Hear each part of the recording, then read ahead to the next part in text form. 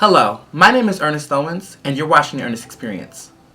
In light of the recent mental health fatalities that have happened on campus, I decided that I want to dedicate this show to cover mental health issues, but we're going to talk about people who've survived these issues. And no one had a more inspiring story recently than my good friend right here, Jack Park, who overcome mental health issues surrounding suicide. I personally don't know Madison and Elvis. Yeah. But I think I know what they went through because I basically it was a really bad time of my life, and I tried to do it myself, and thank goodness and thank God I failed. But so yeah, it's a horrible place to be. It's not fun. It's not fun at all. Right. And yeah, it happened during the second semester, my freshman year. But nobody knew I was gone, so it's hard for you to know. But yeah, so I took a leave of absence. I didn't voluntarily take a leave, like I was forced to leave because Was it the university that chose to do it, or you just chose to leave, or? well, I had no other option. I couldn't do normal things like eating properly or like sleeping properly. I couldn't go outside because I thought people were judging me all the time and hating me.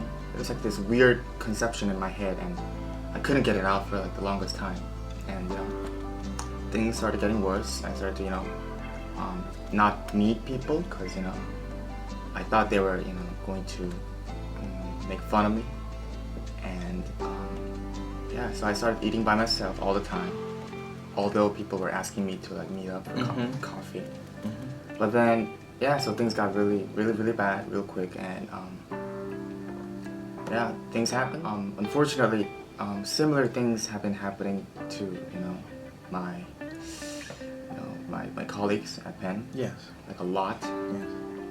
Honestly, like CAPS is great, and like the intention is great. Yeah. And there are all these numbers for you to call, and but honestly, they have a certain level of limitations because Yeah.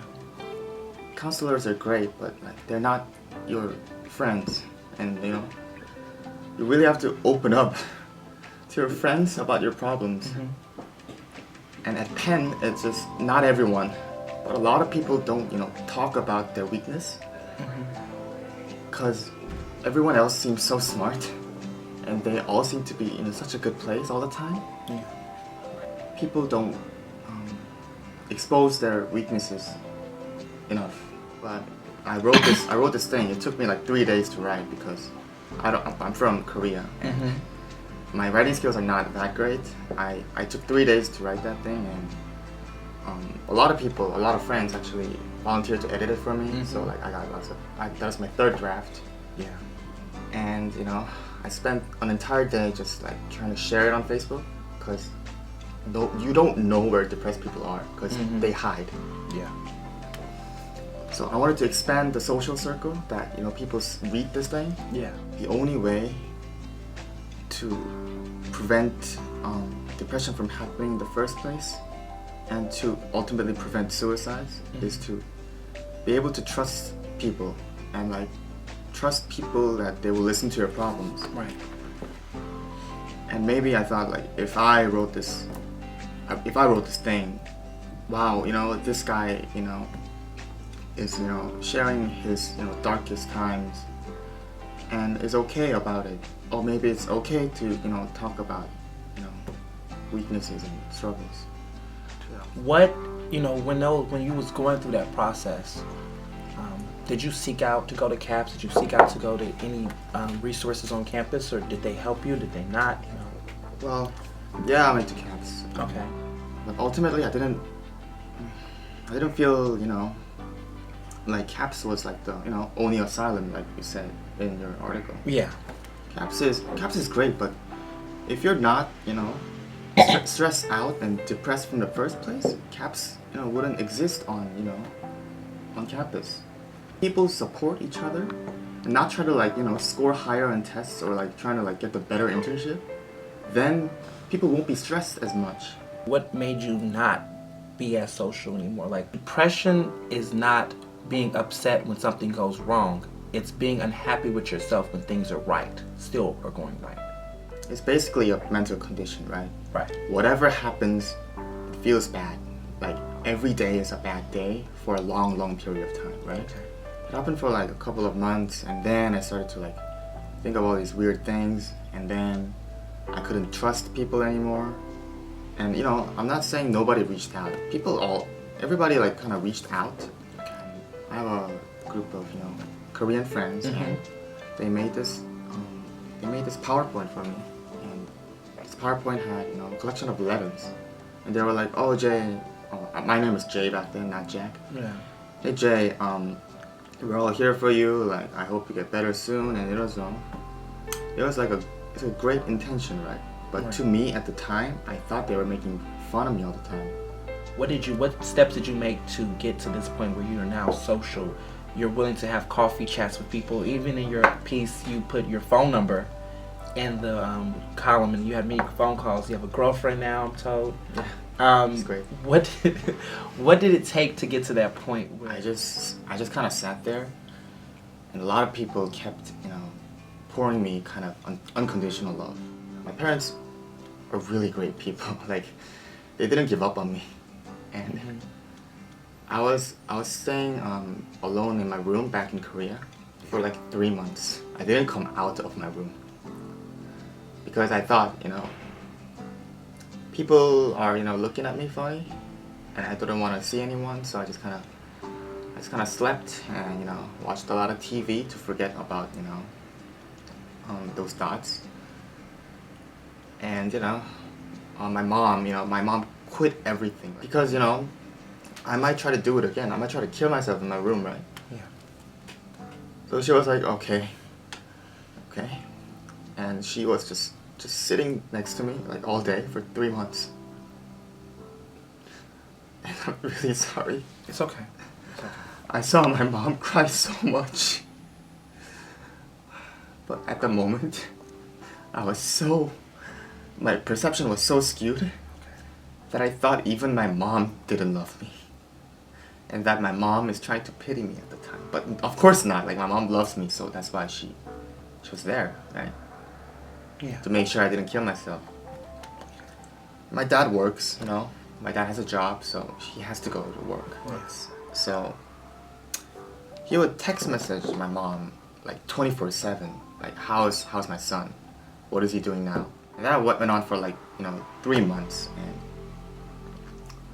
sometimes my dad would like make me kind of yell because I had such low confidence that I was speaking like this all the time, and I was shrunk. But I was sitting like this the entire 3 months because I was so low in self-confidence. So my dad tried to force me to open up, like son, like shout. I was like, what? Like, what do you want me to shout? I'm not worth anything. My brother loved me too. Yeah, he's really patient with me. So there was all this like family love, beautiful thing.